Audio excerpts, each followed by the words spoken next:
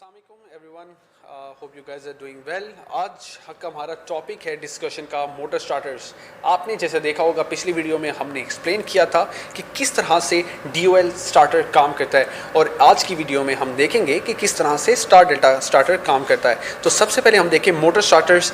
सबसे पहले हमारा सवाल मोटर स्टार्टर के सुनने में आता है कि हमें मोटर स्टार्टर्स किस लिए इस्तेमाल करने होते हैं। तो उसमें हम एक बात याद रखिएगा कि मोटर स्टार्टर्स हमारे पास किसी भी इंडक्शन मोटर को या किसी तरह की मोटर को स्टार्ट करने के लिए इस्तेमाल होते हैं, लेकिन आज हम फोकस करेंगे स्टार डेल्टा स्टार्टर पर, जो कि हमारा DOL के बाद सेकंड मोस्ट इम्पोर्टेंट स्टार्टर है मोटर इंडक्शन मोटर को स्टार्ट करने का। तो इंडक्शन मोटर को स्टार्ट करने के लिए स्टार डेल्टा क्यों ज़रूरी है, हत्ता कि हमारे पास DOL ऑलरेडी मौजूद है, लेकिन स्टार डेल्टा आज हमें क्यों रिक्वायर्ड है। इसलिए इसका जवाब ये है कि जब हमारे पास मोटर स्टार्ट होती है तो हमारे पास एक इनरश आता है। छोटी मोटर्स के अंदर इनरश हमारे पास इतना होता है कि उससे हमारे सिस्टम में कोई मसला नहीं आता, कोई चीज़ बर्न आउट नहीं होती है, और करंट की वैल्यू इतनी एक्सीड नहीं करती है कि हमारा कोई कंपोनेंट जो है वो बर्न आउट हो जाए। तो उसके लिए अब कुछ मोटर्स ऐसी हैं जिनकी रेटिंग ज़्यादा होती है और उनका जो स्टार्टिंग करंट है वो बहुत ज़्यादा होता है, जिसकी वजह से आपके जो लिंक्स हैं या कोई भी चीज़ है वो बर्न आउट हो सकती है। तो हमें इन रश को कंट्रोल करना है ताकि मोटर को भी कोई नुकसान ना पहुंचे, और हमारा जो सिस्टम है, जो हमारा कंट्रोल सिस्टम है, हमारा पावर सिस्टम है, किसी किस्म का किसी चीज़ को कोई नुकसान ना पहुंचे। तो आज हम देखेंगे कि स्टार डेल्टा स्टार्टर के अंदर कौन से कंपोनेंट्स होते हैं जिसके ज़रिए हम स्टार्टर को डिज़ाइन कर सकते हैं। तो जिसके अंदर पहली बात करते हैं कि हमारे पास components of star delta starter के अंदर मैग्नेटिक कॉन्टैक्टर है, सेकेंड नंबर पर ब्रेकर्स हैं, थर्मल ओवरलोड है, टाइमर है, और स्टार्ट और स्टॉप स्विच है।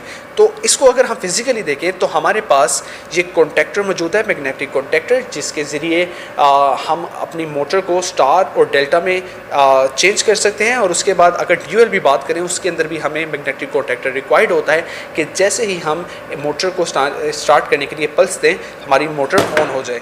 उसके बाद हम अगली चीज़ देख लेते हैं, हमारे पास ब्रेकर्स हैं। हमारे पास सिंगल पोल ब्रेकर है जो हम कंट्रोल में इस्तेमाल करेंगे, और उसके बाद हमारे पास 3 पोल ब्रेकर है जो कि हम 3 पोल ब्रेकर को हम इस्तेमाल करेंगे पावर के कंट्रोल के लिए।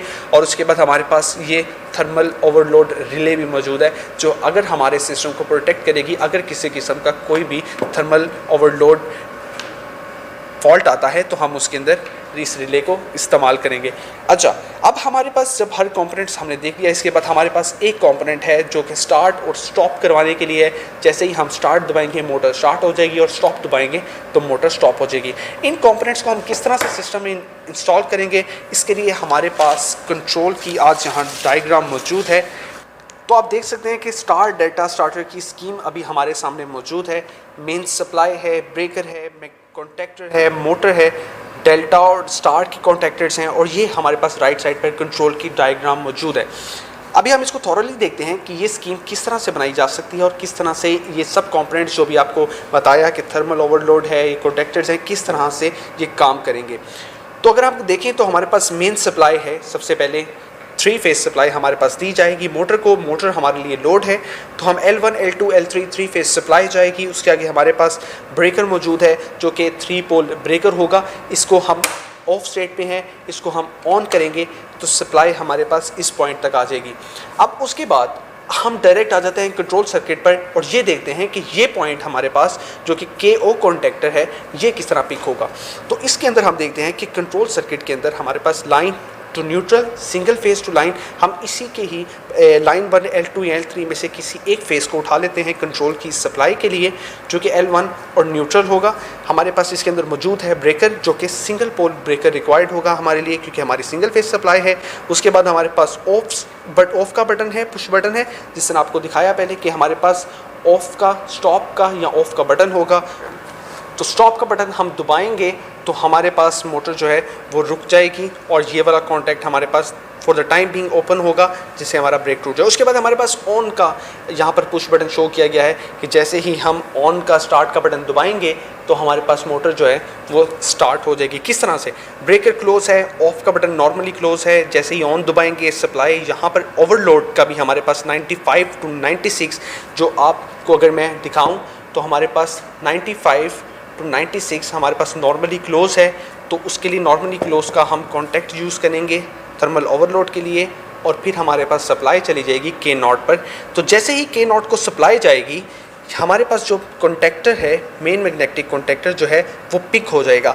अब सवाल ये है कि A1 और A2 क्या हैं। जिस तरह आपने DOL की वीडियो में भी देखा कि A1 और A2 हमारे पास 2 पॉइंट्स हैं कॉन्टैक्टर के ऊपर कि जब इसको सिंगल फेज सप्लाई दी जाती है तो हमारे पास जो मेन, अगर इस कॉन्टैक्टर को भी एज एन एग्जांपल देखा जाए तो हमारे पास ये पिक हो जाता है। तो जैसे ही हम A1 और A2 पर सप्लाई देंगे तो हमारे पास ये कॉन्टैक्टर जो है मैग्नेटिक कॉन्टैक्टर ये पिक कर जाएगा। तो A1 और A2 पर सिंगल फेज सप्लाई दी गई, कॉन्टैक्टर पिक हो गया और हमारे पास फ्लो करता हुआ करंट पहुंच गया मोटर को और मोटर जो है वो स्टार्ट होने लगेगी। लेकिन सवाल ये है क्या डेल्टा में स्टार्ट होगी या स्टार में। इसको जानने से पहले ज़रूरी है कि हम स्टार और डेल्टा में फ़र्क जान लें। तो इसके लिए मैं रिकमेंड करूँगा कि आप पहले स्टार और डेल्टा को पढ़ लें कि किस तरह से काम करता है और फिर आपके जहन में ये डायग्राम जो है बहुत बेहतर तरीके से जहन नशीं हो जाएगी। अच्छा, हम देखते हैं कि जैसे ही K0 को सप्लाई दी, कॉन्टैक्टर लगा, सप्लाई थ्रू द वायर जो है वो एंड थ्रू द कॉन्टैक्टर जो है मोटर को आई। मोटर सबसे पहले किस में स्टार्ट होगी, तो आप देख सकते हैं कि जैसे ही हम K0 को सप्लाई आएगी उसी वक्त हमारे पास KT को भी सप्लाई जाएगी और स्टार को भी जाएगी। कैसे? सबसे पहले सप्लाई यहाँ फ़्लो की, आप देख सकते हैं कि यहाँ पर फ़्लो जो है वो KT पर आ रहा है।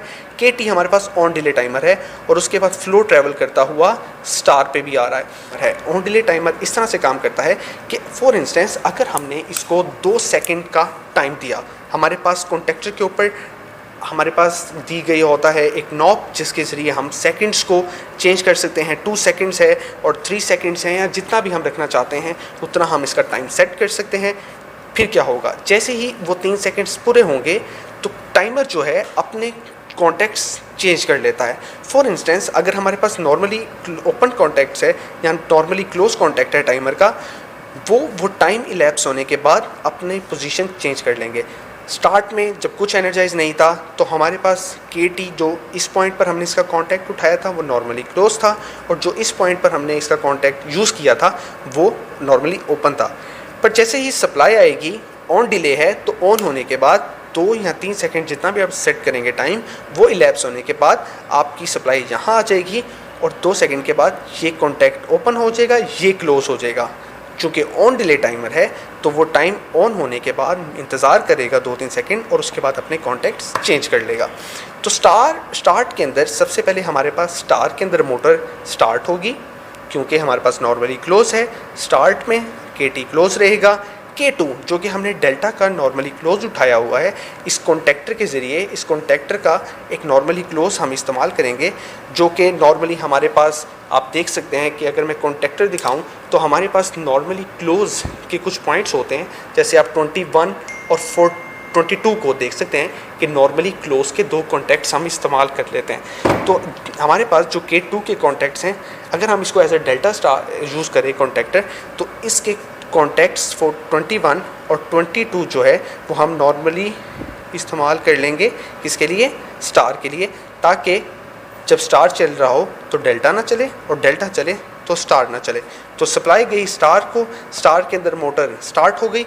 उसके बाद जैसे ही स्टार में अब हमें क्यों स्टार्ट करना था, जैसे मैंने बिल्कुल वीडियो के स्टार्ट में बताया कि जैसे ही आपका मोटर स्टार्ट की जाती है तो इनरश आता है और स्टार के अंदर जब मोटर चलाई जाती है स्टार फॉर्मेशन के अंदर तो आपके पास इनरश बहुत कम होता है तो कंपैरेटिव टू डेल्टा। तो मोटर के अंदर अब इनरश नहीं आएगा बहुत थोड़ा सा, जिसको हमने मिनिमाइज़ किया है किसके ज़रिए, स्टार के ज़रिए।